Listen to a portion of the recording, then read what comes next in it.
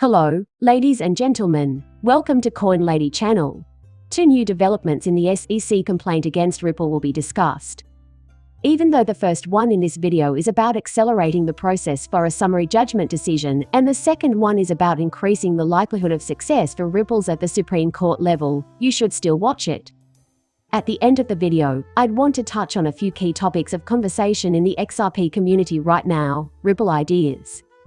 Ripple's newest offering, Liquidity Hub, doesn't include XRP on its list of supported cryptocurrencies. In this video, we'll go into the rationale behind that statement. There are currently several rumors circulating that Ripple has given up on XRP and has no plans to use it moving forward. I'd want to point out that I think we're missing some critical points in our discussion right now. So, to kick off this video, I'd like to talk about two major updates in the SEC lawsuit against Ripple, as a result of the good effects of both of these changes on Ripple. To begin, yes, Ripple did reply to the SEC's supplemental authority letter. The SEC was essentially providing Torres with two cases, one of which it wanted him to rule on based on the ruling of another judge in a different case, and the other of which it wanted him to ignore. In response, Ripple submitted paperwork. Neither the 6 proof nor the Ripple's response is particularly illuminating. It must be borne in mind, however, that the SEC submitted its additional material to evaluate Torres late in the game. Judge Torres was going to give a summary judgment verdict, and I reported on this for the channel. The SEC then unexpectedly filed new documents into the case. Because of this reverberation, we had to submit a response to the court before Judge Torres could make a ruling. Ripple's response time for letters like these has historically ranged from 2 weeks to longer. In contrast, this one was settled by Ripple in a matter of days. The good news is that Judge Torres has issued 3 summary judgment rulings that have put us back on track. As I've already mentioned, I have zero faith that she will even acknowledge these motions exist. Even though I'm sure our ultimate decision judge has seen these 2 late filings, which I'm sure were an attempt by the SEC to postpone things and were addressed with a lightning-fast response from Ripple, she probably already has a choice in mind. The good news is that we have successfully re-established our course. This will cause a 5-day delay in the future. After the SEC unexpectedly filed paperwork, the response was prompt. Okay, keep going. It's promising that Ripple responded so quickly. I was afraid it might take a week or 2, as I'd indicated before. They failed to respond quickly enough. That's why I think it's so great. Since it was widely assumed that the SEC would treat this as if it were a ruling from the Supreme Court, there have been other encouraging trends that I'd like to highlight. A missed wave over there doesn't matter to them. It looks like the SEC is losing case after case at the Supreme Court, guys. This is an issue that has been raised before by John Deaton and one that I think will prove to be fairly important. The SEC has lost 5 of the last 6 cases it brought to the Supreme Court.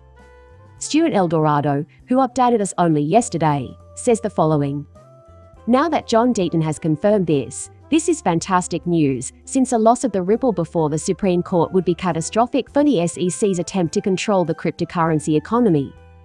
This is due to the fact that validating whether or not a cryptocurrency is a security relies heavily on empirical evidence. We are all well aware of the many flaws in the Howey exam. However, the good news is that a loss in this case would not result in a Ripple test being implemented by the SEC. In other words, it wouldn't be used in place of the Howey test. However, if the Ripple test is used instead of the Howey test, the SEC could find itself arguing this case before the Supreme Court. Given how obviously they're losing these arguments at the Supreme Court level, that would be devastating. If the SEC let the Ripple case go to the Supreme Court and the court ruled that XRP was not a security, it would be disastrous for the future of cryptocurrencies, because of the inaccuracy of the Howey tests. At present, the majority of the Bitcoin market may be accommodated by the SEC. In addition, the SEC uses the tests so randomly that they serve little purpose other than to keep the system running. If the SEC were forced to use the Ripple test, however, they would be unable to win the battle against the vast majority of cryptocurrencies. A hearing before the CIP is something the SEC will try very hard to avoid, in my opinion. Eldorado is essentially pushing the SEC in court to acknowledge this point. 5 of your 6 lawsuits were dismissed by the Supreme Court, so tough luck. The Supreme Court is the last place you'd like to see this case go. Oh, no doubt the SEC will find out about this. This shows that Ripple has faith in its capacity to prevail in the litigation, which is quite heartening to see. After repeating myself, I doubt we'll take this any further. I have faith that Judge Torres will make the right call for us. However, the SEC may choose not to appeal the judge's ruling due to fear, which I think will play a significant role. I'd want to voice my opinion on the debate around XRP. Now, it was an excellent day to stay away from Twitter if you weren't already using it, because there was a huge commotion when Ripple introduced their new product, the Liquidity Hub, and didn't include XRP among the supported cryptocurrencies. Given that the Ripple team has said they're constructing a Liquidity Hub for XRP, this makes sense. Obviously, this was very out of the ordinary. There was a lot of worry as a result. David Schwartz would periodically tweet bizarre things that made no sense, simply because I couldn't make head or tail of what he was saying. No, I won't be reviewing them. Still, many were confused, wondering things like, why doesn't Ripple support XRP on its Liquidity Hub? As a result, some have concluded that Ripple doesn't really give a hoot about XRP. They are unwilling to brainstorm potential new applications for it, with the exception of XRP. In retrospect, I see the flaws in this line of thinking. There is no doubt that XRP is a major factor in Ripple's deliberations. The protracted legal battle over XRP has cost them $100 million. Oh, corporations are never going to use XRP. We keep hearing about Wayy's OTL company. In contrast, Ripple has just released a fake no-deal product that makes it appear as though they're using XRP. No one will ever use it. Its only output is the message layer, also known as the Ripple net. The general public was completely wrong. It was discovered that Ripple utilized XRP, a key ingredient of OTL. They were all wrong, it turned out. A fairly reasonable explanation for excluding XRP from the Ripple Liquidity Hub has surfaced. We saw much the same response occur today. To begin, let me state unequivocally that all of those who pointed out that XRP was missing from the Ripple Liquidity Hub were entirely accurate in doing so. They hit the mark dead on. I'm just responding to the criticism that Ripple doesn't value XRP, which is why it was left out of the original implementation. That is completely not the case. The XRP token is managed by Ripple Ledger. They have 40 billion XRP presently, and they will make every attempt to increase the ledger's and tokens' usefulness. Now that we've established that, let's talk about why XRP wasn't included in the liquidity pool. In a strange twist of fate, I had already formed some preconceived notions about this earlier in the day, having given it some thought and concluding, oh, it's probably because of this. The United States will rely heavily on liquidity centers, which is why this strategy makes sense. With the SEC investigation still underway, American companies are wary of storing XRP in the Liquidity Hub product because of the uncertainty it creates.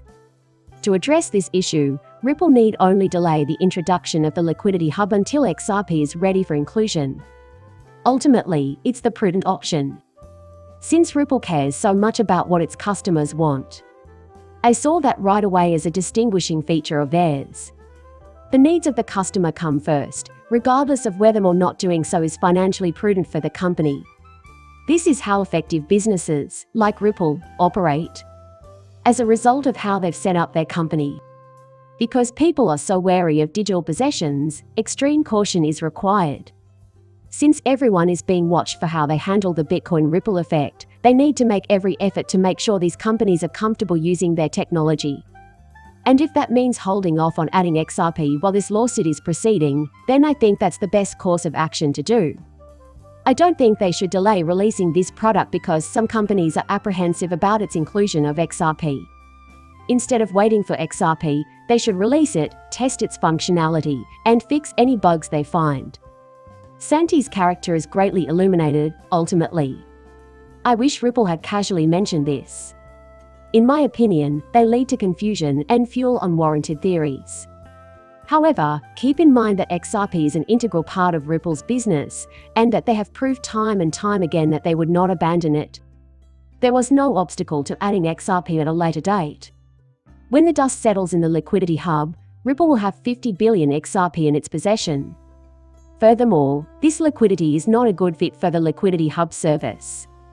Everything works so smoothly because XRP is in the liquidity pool and acting as a lender of last resort. With the quantity of XRP generated by ripples, the problem is mostly one of oversight. Eventually, everything will sort themselves out. However, I'd like to end with this video. Ripple is so invested in XRP. Guys, it's not even worth questioning. We offer a product called on-demand liquidity that supports both XRP and fiat in case you were worried that Ripple could be hesitant to use XRP in the future or was planning to discontinue XRP. Furthermore, XRP is now being used in over 50% of our transactions.